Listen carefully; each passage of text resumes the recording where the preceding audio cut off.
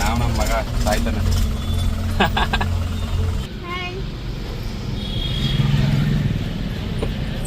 Hi hello ನಮಸ್ಕಾರ, welcome back to my YouTube channel. So new vlog as usually Sunday ಆಗಿರೋದ್ರಿಂದ ಸ್ವಲ್ಪ ಆಚೆ ಹೋಗ್ತಾ ಇದ್ವಿ. ಸೊ ನನ್ನ ಜೊತೆ ಮಾನ್ವಿ ಕೂಡ ಇದ್ದಾಳೆ. ಹಾಯ್ ಮಾಡು. ಹಾಯ್. ಆ್ಯಕ್ಚುಲಿ ಸಂಡೇ ಹೊತ್ತು ಜಾಸ್ತಿ ಸಮ್ಟೈಮ್ಸ್ ಮನೇಲಿ ಇರ್ತೀವಿ, ಇಲ್ಲ ಅಂದರೆ ನಮ್ಮ ವೈಫ್ ಅವ್ರ ಮನೆಗೆ ಆಗಿರ್ಬೋದು, ಆಚೆ ಕಡೆ ಎಲ್ಲರೂ ಪಾಪನ್ನ ಕರ್ಕೊಂಡು ಸುತ್ತಾಡ್ಸೋದಾಗಿರ್ಬೋದು, ಈ ಥರ ಮಾಡ್ತಾನೆ ಇರ್ತೀವಿ generally. So just Sunday life ಹೇಗಿರುತ್ತೆ ಅಂತ ಒಂದು ವ್ಲಾಗ್ ಮಾಡೋಣ ಅಂತ ಅಂದ್ಕೊಂಡೆ. ಸೊ ಅದಕ್ಕೆ ತಮಿಳಿನಲ್ಲಿ ಕೂಡ ಅದನ್ನೇ ಹಾಕಿದೆ, ನಿಮ್ಗೆ ಗೊತ್ತಾಗಿರುತ್ತೆ. ಸೊ ಆ್ಯಕ್ಚುಲಿ ಇವತ್ತು ನನ್ನ ವೈಫ್ ಅವರ ತಮ್ಮನ ಬರ್ಡೇ ಆಗಿರೋದ್ರಿಂದ ಸೊ ಕೇಕ್ ತೊಗೊಳಕ್ಕೆ ನನ್ನ ವೈಫ್ ಹೋಗಿದ್ದಾಳೆ. So waiting. So even Manvi is also ready. Yes Ammu, hi ಮಾಡಿ ಎಲ್ರಿಗೂ. Hi everyone.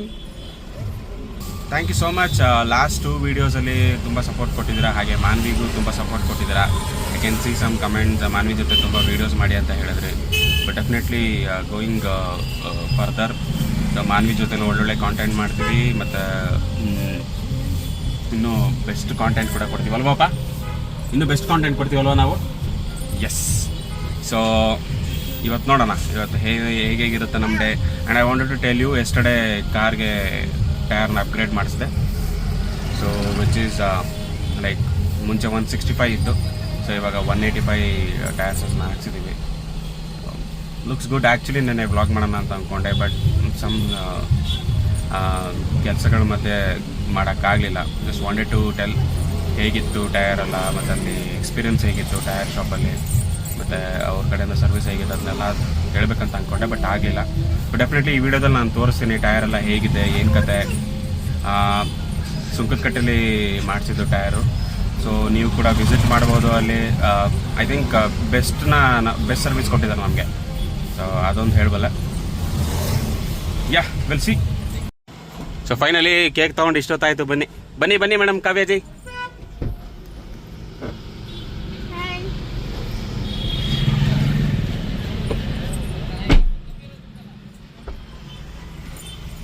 Now we are going back to Lagere.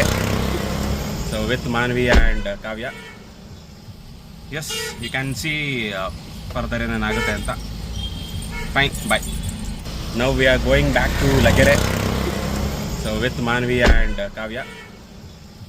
Yes, you can see further ಏನಾಗುತ್ತೆ ಅಂತ. Guys, literally ಹೇಳ್ತಾ ಇದ್ದೀನಿ, ಆಫ್ಟರ್ ಟೈರ್ ಅಪ್ಗ್ರೇಡ್ ಮಾಡಿದ್ಮೇಲೆ ತುಂಬ ಸ್ಮೂತ್ ಇದೆ. ಸ್ಟೇರಿಂಗ್ ಕಂಟ್ರೋಲ್ ಆಗಿರ್ಬೋದು, ಮುಂಚೆ ಅಷ್ಟು ಕಂಟ್ರೋಲ್ ಇರ್ತಿರ್ಲಿಲ್ಲ.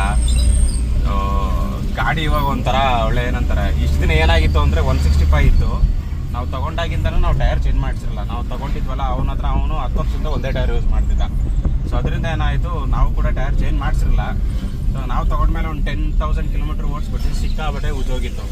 ಸೊ ಲಿಟ್ರಲಿ 1.5 ಮಂತಿಂದ ಪ್ಲ್ಯಾನ್ ಮಾಡ್ತಿದ್ವಿ ಟೈರ್ ಅಪ್ಗ್ರೇಡ್ ಮಾಡಿಸ್ಲೇಬೇಕು ಅಂತ. ಯಾಕಂದರೆ ಲಾಂಗ್ ಡ್ರೈವ್ ಹೋಗೋಕ್ಕೆ ತುಂಬ ಕಷ್ಟ ಆಗೋದು. ಸೊ ಸಮ್ ಟೈಮ್ ಘಾಟ್ ಸೆಕ್ಷನಲ್ಲಿ ಹೋಗಬೇಕು ಅಂದರೆ ಸ್ಕಿಡ್ ಆಗೋದು ಟೈರ್, ಇದೆಲ್ಲ ಆಗ್ತಿರೋದ್ರಿಂದ ಸೊ ಫೈನಲಿ ಎಸ್ಟರ್ಡೇ ಮಾಡಿಸಿದೆ. ಸೊ ಇವಾಗ ತುಂಬ ಸ್ಮೂತ್ ಅನ್ನಿಸ್ತಿದೆ, ಕಂಫರ್ಟ್ ಅನ್ನಿಸ್ತಾ ಇದೆ.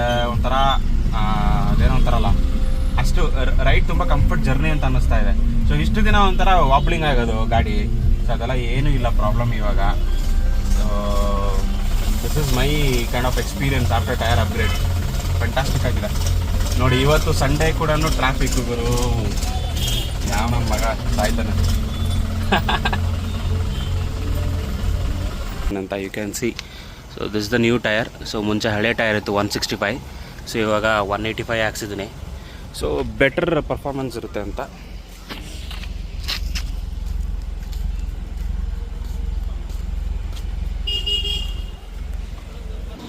ಸೊ ನೋಡ್ಬೋದು, ಇದು ಕೂಡ ವಿ ಹ್ಯಾವ್ ಡನ್ ಇಟ್.